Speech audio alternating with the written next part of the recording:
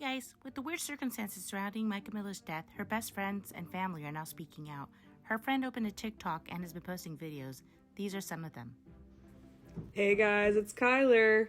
I've been told that people want me on TikTok for the Mica Miller case. I swore I would never do this, but I'm going to do it because I think the more exposure, the better. I do have a lot of stuff on my Facebook. If you guys have seen it, you can search my name, Kyler Marlowe, and it'll all come up. Everything that I have been sent, I have protected the identities because these are dangerous people that we're dealing with, and I do not want anyone's information getting out there. But I promise you that all of my sources are very reliable. I am not a reporter.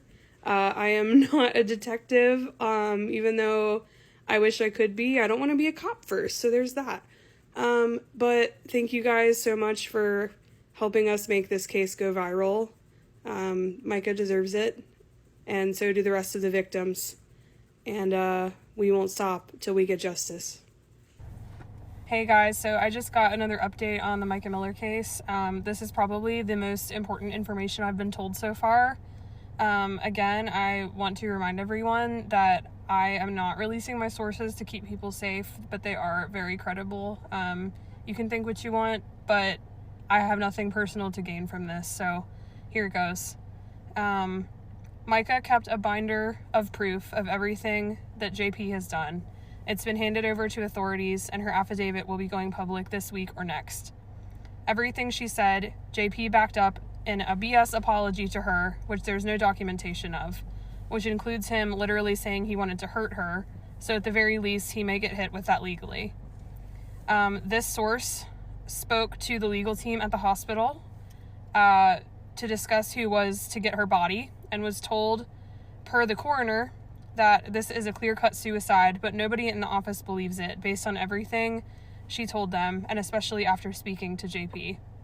He called their office repeatedly Monday, frantically asking about closing out the divorce to get it finalized, and they flat out said no, and he should be more focused on planning a funeral and having an autopsy done, and he tried to play it off like he didn't know what an autopsy was and didn't find it necessary at all. This source also knows the officer who served him the papers 48 hours prior to her death. They said JP was absolutely shocked and did not expect this at all. And they left it very basic of just separation and did not include anything about adultery, so he couldn't plan for it and would be shocked in court when it all came out. He regularly forced her in his truck, and they'd pick up usually homeless people or any man they'd see, and he'd pay them to ejaculate on her. And one time it was someone he thought was a woman, and it was a male, and JP sucked him off. He used her to jerk off to her dog. He used to jerk off to her dog and has a blow-up doll that is of a 4-year-old. She was very open about her chemical imbalance that was not bipolar or schizophrenia and being off her meds for months, but that she seemed 100% well off and not in any sort of mental crisis from being off the meds. The power of attorney she signed was originally by her brother, but JP changed the papers after the fact, possibly forging the signature, but we aren't sure yet. So he had power of attorney over her. I will post more updates as I find them, but please like and share this.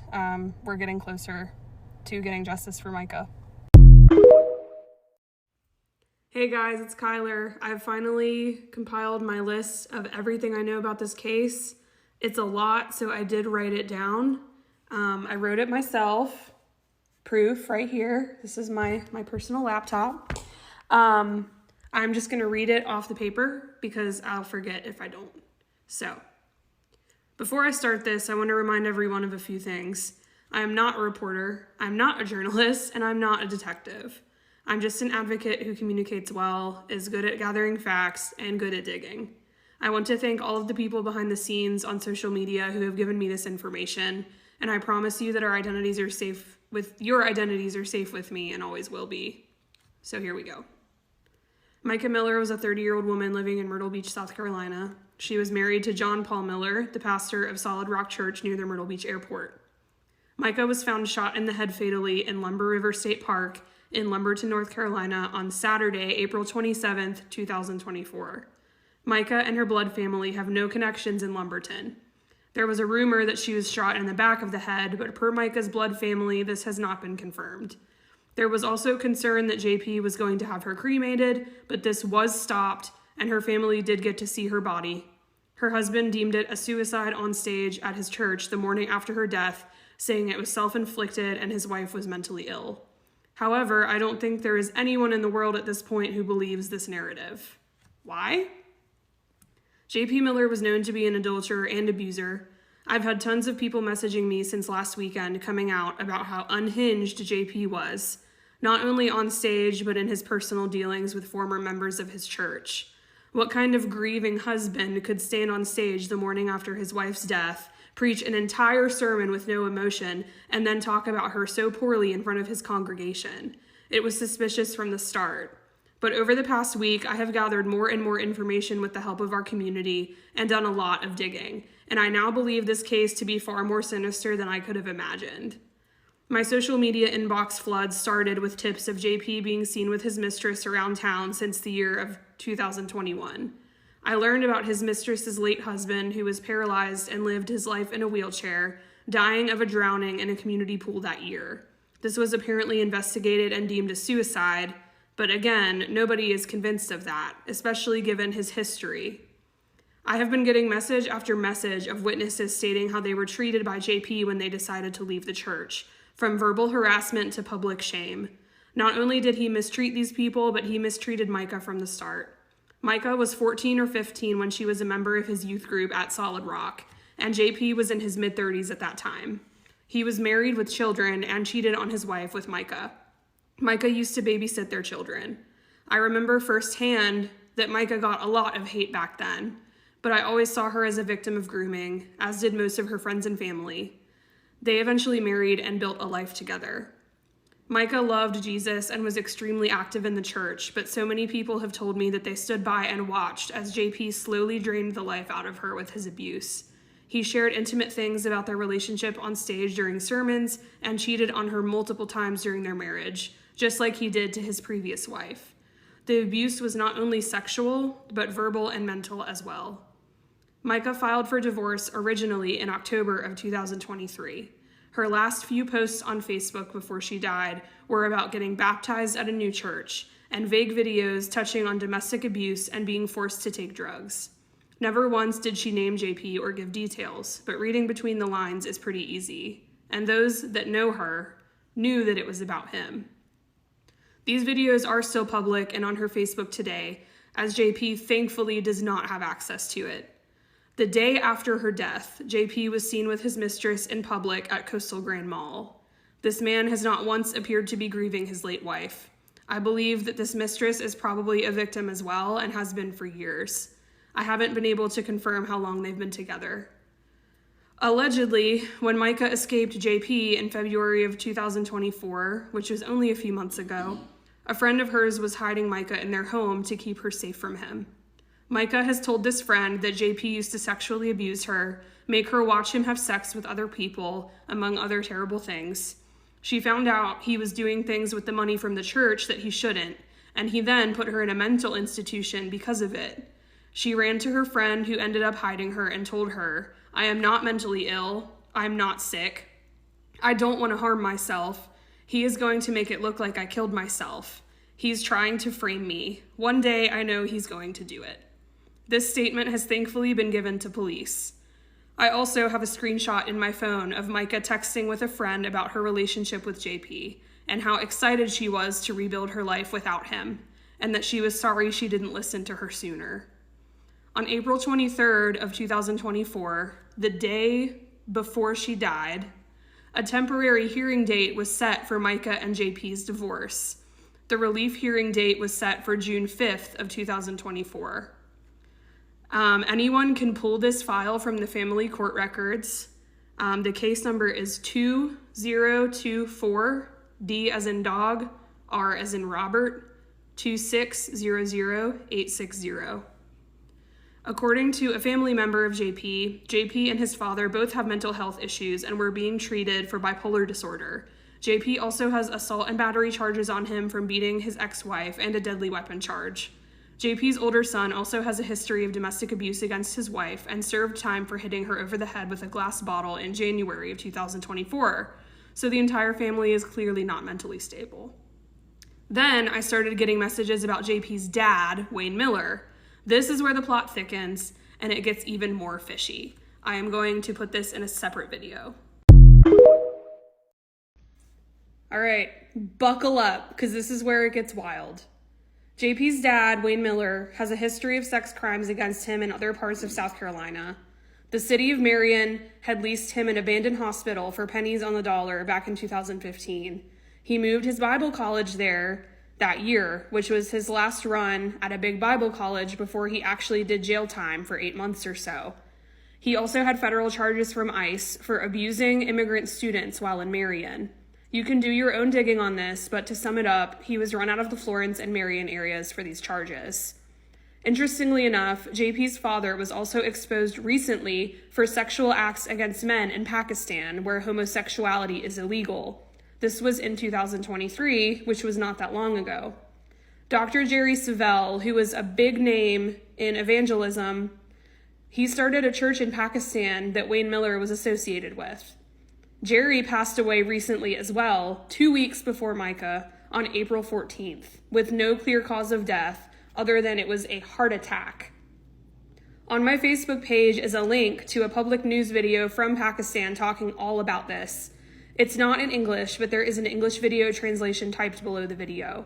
In it, you can see them talk about how Dr. Jerry Savelle didn't know all the bad stuff Wayne Miller was doing or realize what he was contributing to, so he cut ties with Miller when he found out. The video also references a friend of Wayne Miller's named Tory, T-O-R-Y.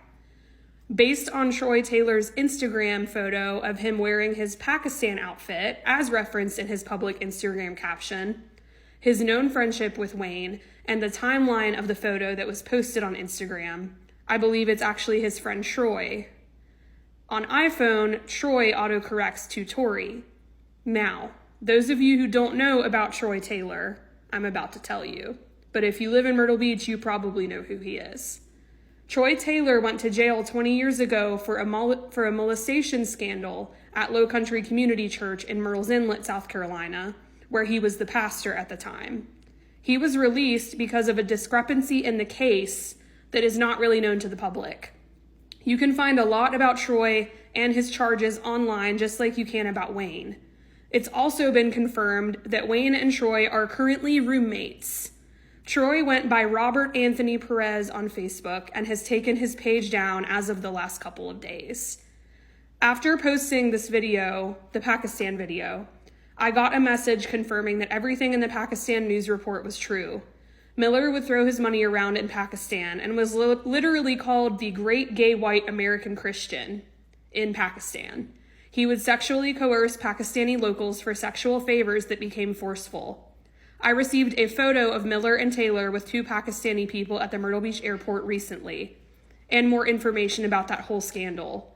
Miller had a plan to make a false accusation in the Pakistan court system because he was about to be exposed for his homosexual relationship and all of the sexual abuse he was committing there.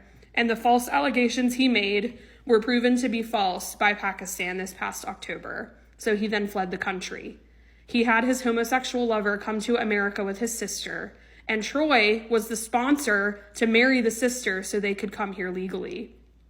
Miller and Taylor have been seen by multiple witnesses going around Myrtle Beach to different churches and communities with these Pakistani people to put on a scheme about their Pakistan mission, which is not a mission at all. It's all a money-making ploy.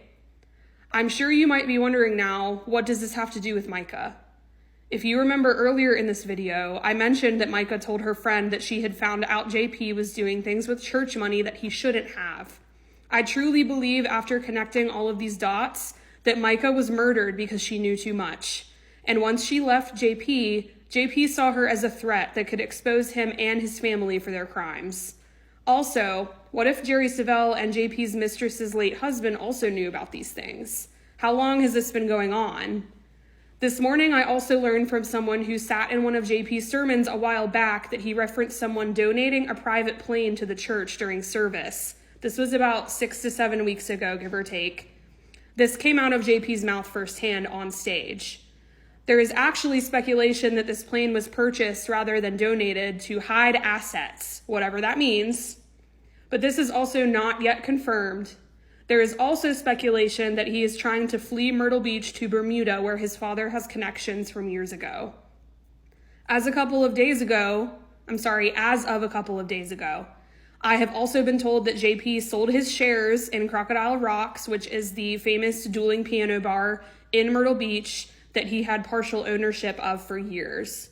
Why does a pastor need to be partial owner of a bar? So to sum it up, everything about this case, when I put the pieces together in my head, screams money laundering, tax fraud, religious abuse, domestic violence, murder, and deceit. I truly do believe that this goes deeper than Mica's death at this point. And while this is still my main focus, I can't pretend I'm not invested in the rest of it as well. Troy Taylor and Wayne Miller have hurt innocent people. There are victims everywhere who have still never gotten justice. I have gotten messages upon messages of victims of Troy Taylor's from 20 years ago, kids that were innocent, that were molested or raped by him, that never got justice either. I do still have some questions and theories that have not been proven anywhere, but this is everything I know. The major thing about Lumberton, I'm getting tons of messages now too. As we speak, my phone is blowing up, my computer's blowing up. People that live in Lumberton that say a lot of their murders go unsolved and their system is extremely corrupt. Lumberton law enforcement leaves a lot to be desired. Their entire system was hacked back in April, and it's a small town with a lot of crime, which means a small department, which also means a good old boy system could certainly be in place with the amount of money the Millers have.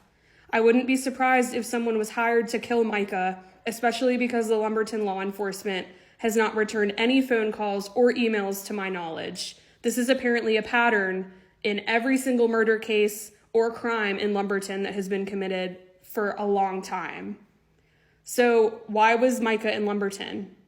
Like I said, they don't have family there. There's no reason for her to be there. I've also been getting messages about the gun, like whose gun was used to shoot her. It was probably not Mica's gun. Mica's not the type of person to have a gun, although she had been getting threats, so maybe it was her gun. Like I said, I have not been able to confirm anything about the gun. But this sums up everything I know. If I learn more, I will post it on Facebook and here. I will continue putting the pieces together, not just for Mica, but for all of their all of Troy and Wayne's victims. Additionally, there is a fundraiser set up for Mica's blood family on my Facebook. I have verified that it's legit and the money is going where it should. So again, thank you everyone that has made this possible. You can continue messaging me. I can't promise that I'll respond right away. My phone is blowing up and I need a break, but I wanted to post this because a lot of people are on TikTok that are not on Facebook, and I wanted to make sure everyone had the facts straight. So please do not spread misinformation. You heard it here first. Thanks. Hey guys, so my wife just brought up a really good point. JP's mom, where's JP's mom? Is she alive? Is she dead? Where does she live? Is Wayne married? Those are questions that I do not have the answer to.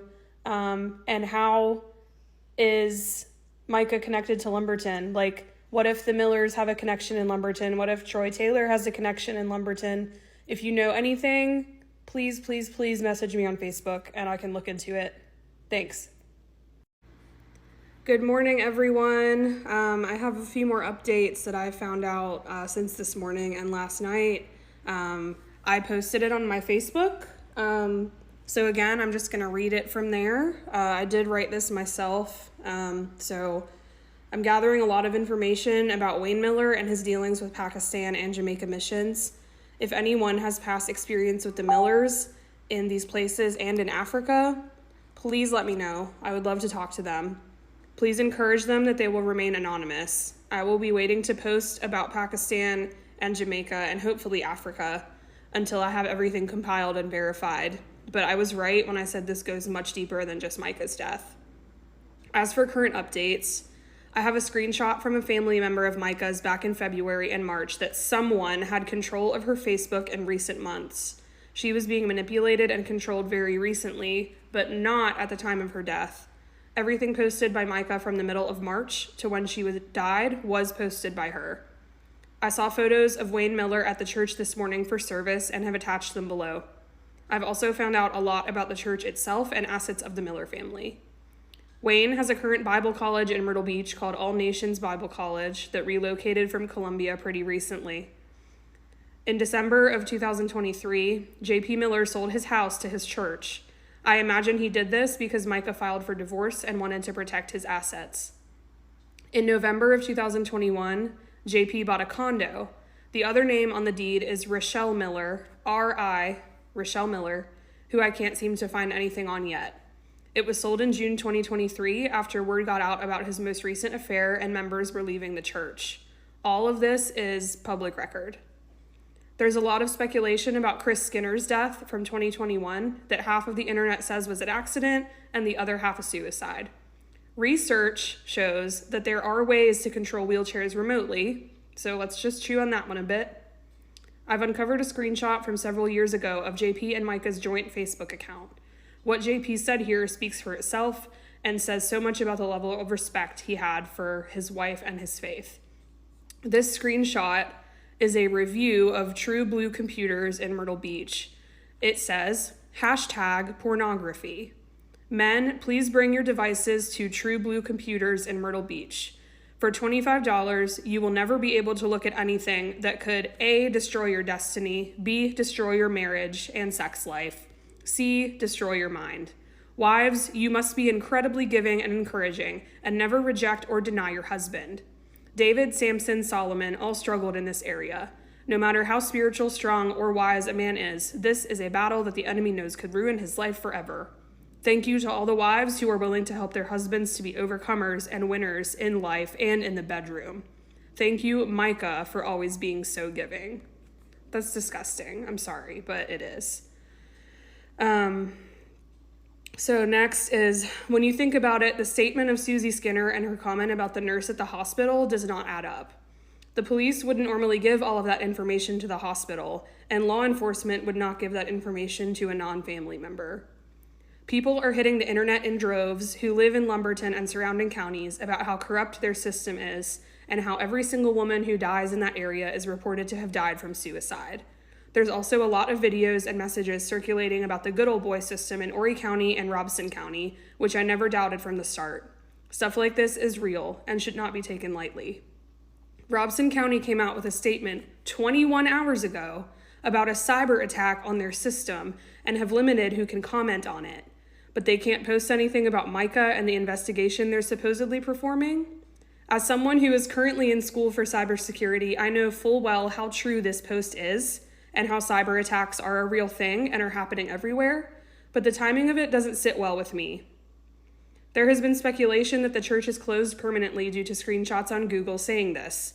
However, this is not confirmed, as church service was going on just this morning at the time of the protest. The family has been put in touch with a private investigator that wants to help and will not be named. It's unclear if they have decided to utilize them, but their services have been offered. I talked to this private investigator myself. Please like and share so the most recent credible updates start circulating. I also did a YouTube live with Justin on TikTok last night. I am going live in a minute with another YouTube liver, and this evening I will also be going live with True Crime Mama and one other person on TikTok. So stay tuned, like and share, and let's get justice for Mica and all of these other victims. So what do you guys think? You already know. I have questions.